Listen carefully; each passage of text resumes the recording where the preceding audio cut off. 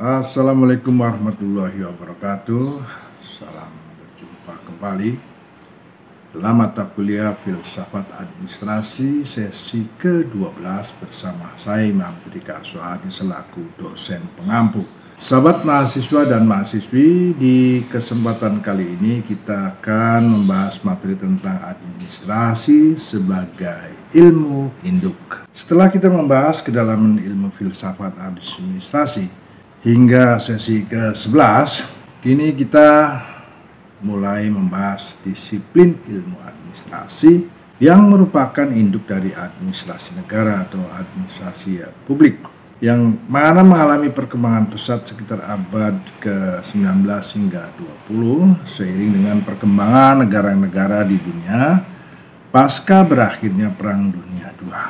Besarnya keinginan negara-negara yang baru terlepas dari perang dan konflik akibat gejolak Perang Dunia Kedua untuk membenahi infrastruktur dan suprastruktur politiknya, menyebabkan perkembangan administrasi negara mengalami perkembangan yang pesat baik di kawasan Eropa maupun di kawasan Asia yang turut merasakan dampak perang. Perkembangan administrasi negara yang pesat ternyata tidak diikuti pengalaman dan wawasan masyarakat di bidang tersebut. Banyak masyarakat awam yang tidak memahami makna dan tujuan administrasi negara.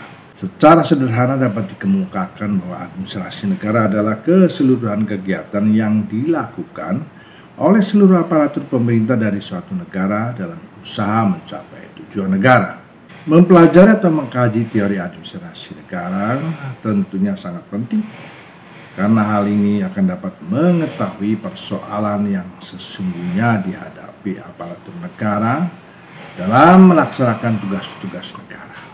Pola pelayanan yang semakin dinamis membutuhkan tangan-tangan terampil untuk memberikan pelayanan sesuai dengan keinginan rakyat atau keinginan publik. Karena itu, kian dinamisnya kebutuhan manusia harus diimbangi dengan kemampuan aparatur negara atau aparatur pemerintah untuk memberikan pelayanan, karena sesungguhnya seorang aparatur adalah abdi negara dan abdi masyarakat yang menerima gaji dari negara.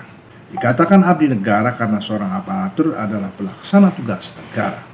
Sedangkan sebagai abdi masyarakat, mereka berfungsi sebagai pelayan masyarakat atau public service dan bukan menjadi tuan bagi masyarakat. Manusia sebagai makhluk sosial termulia di muka bumi ini semakin lama semakin cerdas. Kecerdasan yang semakin meningkat itu menyebabkan manusia dijuluki berbagai sebutan seperti Homo faber, Homo sapiens, Homo politicus, Homo economicus, zone politician, dan lain sebagainya. Dan konon manusia juga disebut Homo administraticus dan organization man.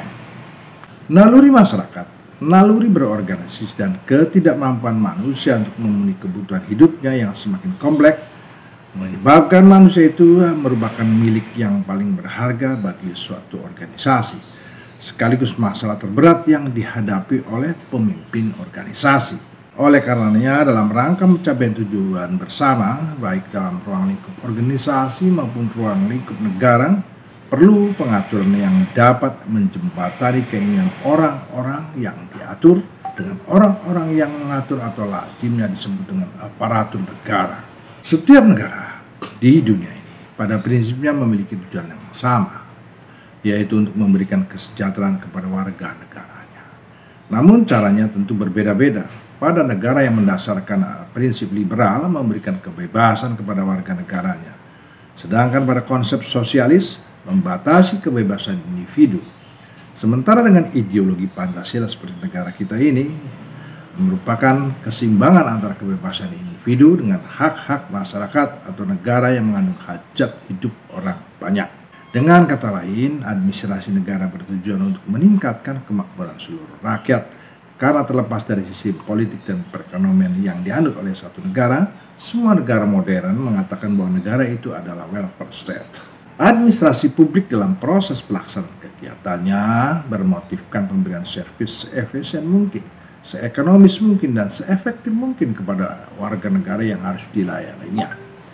Pemberian pelayanan servis yang seefisien mungkin, seekonomis mungkin, dan seefektif mungkin tersebut merupakan kondisi yang sesungguhnya dari tujuan administrasi publik.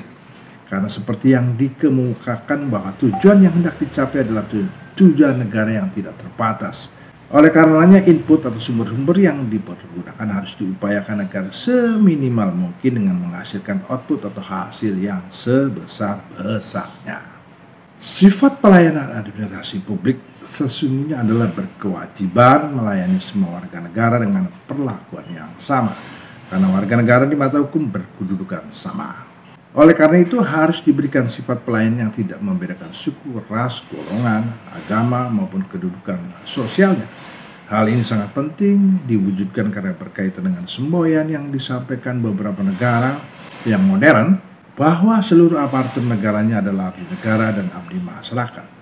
Justru itu, administrasi negara dan seluruh aparat serta personelnya sebagai abdi negara dan abdi masyarakat berorientasi politik netral.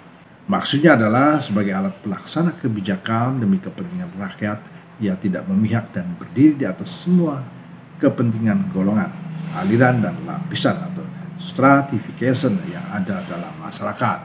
Yurisdiksi kekuasaan administrasi negara tentunya adalah seluruh wilayah negara itu sendiri. Oleh karena itu penerapan aturan dan perlakuan pelayanan harus dilakukan secara adil sehingga tidak menimbulkan persepsi tidak adil dari masyarakat yang dilayani. Administrasi publik yang memperoleh kekuasaan dari rakyat melalui lembaga perwakilan, karena dalam suatu negara yang menganut demokrasi, rakyatlah yang merupakan sumber dari semua kekuasaan. Maka kepentingan rakyat harus ditempatkan di atas kepentingan pribadi, golongan, maupun kelompok tertentu. Berikutnya kita akan membahas tentang ontologi ilmu administrasi. Yang pertama adalah filsafat administrasi dalam bahasan keilmuan.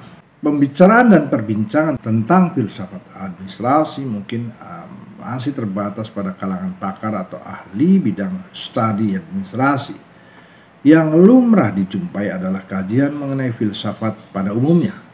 Hal ini tentunya bukanlah menjadi faktor penghalang untuk membahas dan mempelajari filsafat administrasi, karena administrasi adalah salah satu cabang ilmu pengetahuan yang asal mulanya bersumber dari filsafat.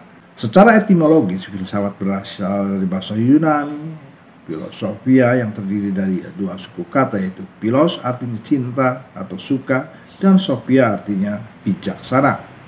Dengan demikian, filsafat memiliki makna suka atau cinta kepada kebijaksanaan.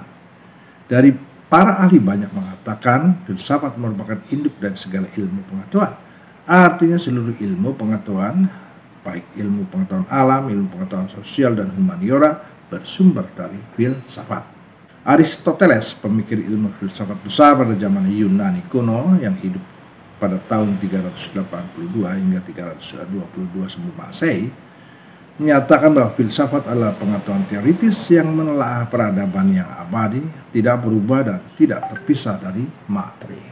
Sementara Plato, yang juga adalah guru Aristoteles, mengembangkan bahwa filsafat spekulatif yang berkaitan dengan dunia ide yang sempurna dan abadi. Dengan demikian dapat dikatakan bahwa filsafat memiliki pengertian berpikir secara matang dan mendalam terhadap segala sesuatu yang berkaitan dengan kepercayaan atau objek tertentu sampai kepada inti persoalan yang sesungguhnya.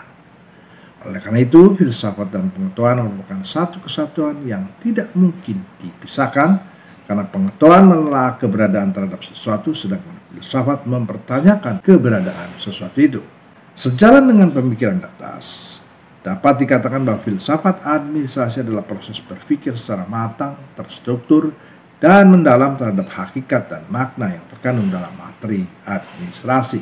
Disadari atau tidak, sesungguhnya ilmu administrasi memfokuskan diri terhadap aspek manusia, terutama yang berkaitan dengan pelaksanaan aktivitas yang dilakukan secara kerjasama dalam rangka mencapai tujuan atau target goal. Dalam mewujudkan kerjasama diperlukan kematangan pengaturan dan ketertiban dalam keteraturan agar upaya pencapaian tujuan yang telah ditetapkan sebelumnya dapat terwujud dengan baik dan memuaskan dari seluruh pihak yang terlibat di dalam kegiatan tersebut. Berfilsafat merupakan suatu rangkaian kegiatan dengan menggunakan pemikiran dan perasaan manusia. Pemikiran dan perasaan manusia senantiasa bersifat memancarkan kepada diri sendiri untuk memahami pekerjaan, pikiran, dan perasaan. Jadi sesungguhnya perasaan manusia itu selalu diarahkan untuk menelaah fenomena yang dialami oleh manusia itu sendiri, sehingga dapat melahirkan suatu pemikiran, ide-ide, atau konsep-konsep. Dengan kata lain, berfilsafat adalah merenungi fenomena yang dihadapi oleh manusia, kemudian melahirkan berbagai pertanyaan terhadap fenomena itu. Dengan berfilsafat berarti mendorong seseorang untuk melakukan pertanyaan, apakah ilmu administrasi juga merupakan salah satu kajian filsafat ilmu. Untuk menjawab pertanyaan ini, terlebih dahulu perlu mengetahui materi atau konten filsafat ilmu itu sendiri. Jika mendalami materi atau konten filsafat ilmu, sesungguhnya mengandung 3 pemaknaan yang saling berhubungan satu dengan yang lain, yaitu pertama ontologis, yaitu yang berusaha mengkaji akar ilmu itu sendiri sehingga menemukan keberadaan ilmu tersebut. Yang kedua epistemologis, yaitu kegiatan untuk mengkaji terhadap pengembangan ilmu yang bersangkutan. Dan ketiga aksiologis, berupa pengkajian terhadap pemanfaatan yang bersangkutan. Apabila memperhatikan konten filsafat ilmu juga terdapat dalam ilmu administrasi. Jadi sesungguhnya akal dan pikiran manusia tidak mungkin berhenti pada suatu titik tertentu. Hasrat untuk mengetahui tidak mungkin padam di kalangan ilmuwan, dan keinginan manusia untuk mengetahui ilmu administrasi tidak mungkin bisa dihapuskan. Ini berarti perkembangbiakan ilmu pengetahuan pada umumnya, khususnya pengetahuan ilmu administrasi, akan berjalan terus-menerus dari waktu ke waktu dengan perubahan ilmu administrasi dan perkembangan masyarakat. Sampai di sini dulu, materi selengkapnya akan saya kirim dalam bentuk tertulis. Silakan dipelajari. Assalamualaikum warahmatullahi wabarakatuh.